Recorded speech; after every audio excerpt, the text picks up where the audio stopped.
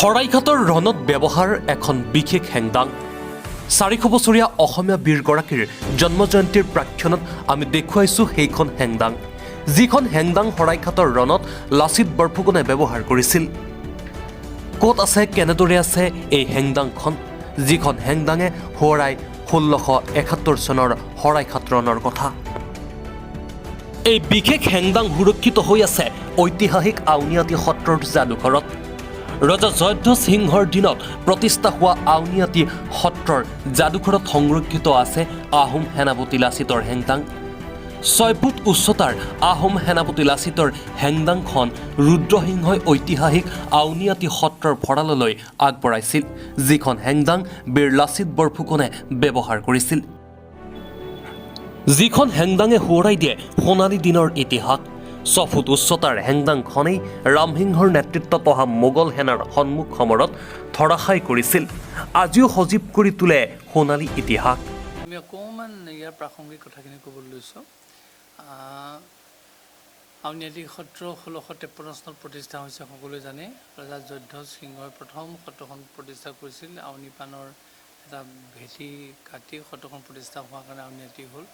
সেই ৰজা জয়ধ্বজ সিংহই আউনীআটী সত্ৰক যিটো ৰজাঘৰীয়া পৃষ্ঠপোষকতা দিলে আচলতে সেই পৰিৱেশতেই আউনীআটী সত্ৰ ডাঙৰ দীঘল হৈছিল আৰু তেতিয়াই ৰজাই বহু মাটি বাৰী দিলে তামৰ ফলি দিলে আৰু বহু সা সম্পত্তি সত্ৰৰ ভঁৰালত সংৰক্ষণ হৈ আছে এতিয়াও সেই পৰম্পৰা অনুসৰিয়েই পিছৰ ৰজাসকলেও আউনীআটী সত্ৰলৈ বহু দান আগবঢ়ালে তাৰ ভিতৰত ৰুদ্ৰসিংহ ৰজাই দিছে গৌৰীসিংহ ৰজাই দিছে শিৱসিংহ ৰজাই দিছে ইয়াৰ ভিতৰত আমি জনামতে ৰুদ্ৰসিংহ ৰজাৰ দিনত হেংদাংখন আমাৰ আউনীআটী সত্ৰৰ ভঁৰাললৈ আহিছে যিখন বীৰ লাচিতে ব্যৱহাৰ কৰিছিলে আৰু এটা কথা সঁচা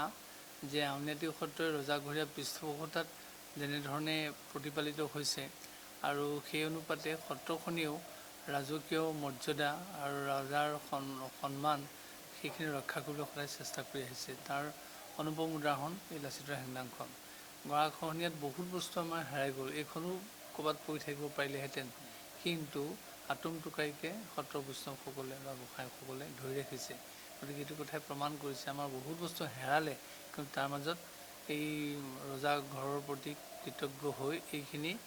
বুকুত সাৱটি ধৰি ৰাখিছিলে যাৰ কাৰণে আজিও আমাৰ ইয়াত প্ৰদৰ্শনীত ই সুলভ হৈ আছে আৰু বৰ্তমান সময়ত বৰ্তমানৰ চৰকাৰখনে বিশেষকৈ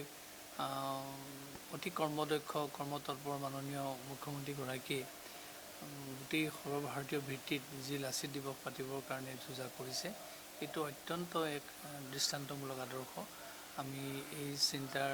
শলাগ লৈছোঁ কাৰণ লাচিত বৰফুকনক আমাৰ ইয়াৰ মানুহেহে জানে বহুতে নাজানে গতিকে এই অনুষ্ঠানটোৰ যোগেদি এতিয়া লাচিত বৰফুকননো কোন এই কথাখিনি ভালকৈ সকলোৱে জানিব আৰু লাচিত বৰফুকনৰ যিটো বীৰত্ব আৰু লাচিত বৰফুকনৰ যিটো ত্যাগ যিটো সাহস এইটো কিন্তু নৱপ্ৰজন্মই জনাটো উচিত আৰু আমাকো নিমন্ত্ৰণ কৰিছে আমিও যথাসাধ্য উপস্থিত থাকিবলৈ আশা কৰিছোঁ আমি ভাবোঁ সঁচাকৈ চৰকাৰে ব্যৱস্থা লোৱাৰ দৰে অসমৰ জনসাধাৰণে এই বীৰ পুৰুষগৰাকীক সেই দিনটোত স্মৰণ কৰাটো এক আমাৰ সকলোৰে নৈতিক দায়িত্ব মাজুলীৰ পৰা দেৱজিৎ বৰাৰ ৰিপৰ্ট আসাম টিভি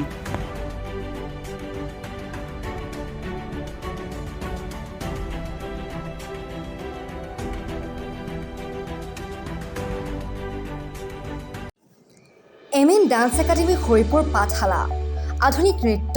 কথক নৃত্য সত্ৰীয়া নৃত্য দেৱদাসী নৃত্যৰ লগতে বিহু নৃত্যৰ প্ৰশিক্ষণৰ নিৰ্ভৰযোগ্য প্ৰতিষ্ঠান এমএন ডান্স একাডেমী লগতে প্ৰশিক্ষণ দিয়া হয় তবলা পেহেলা কীবৰ্ডৰ আৰু বিভিন্ন বাদ্যযন্ত্ৰৰ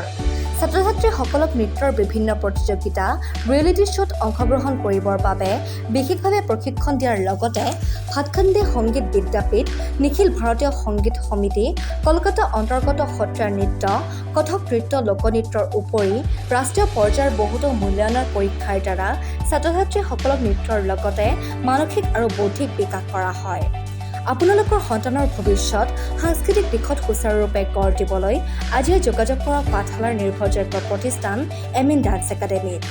পাঠশালা হৰিপুৰ যোগাযোগৰ নম্বৰসমূহ হৈছে 8011207296, 98591398086।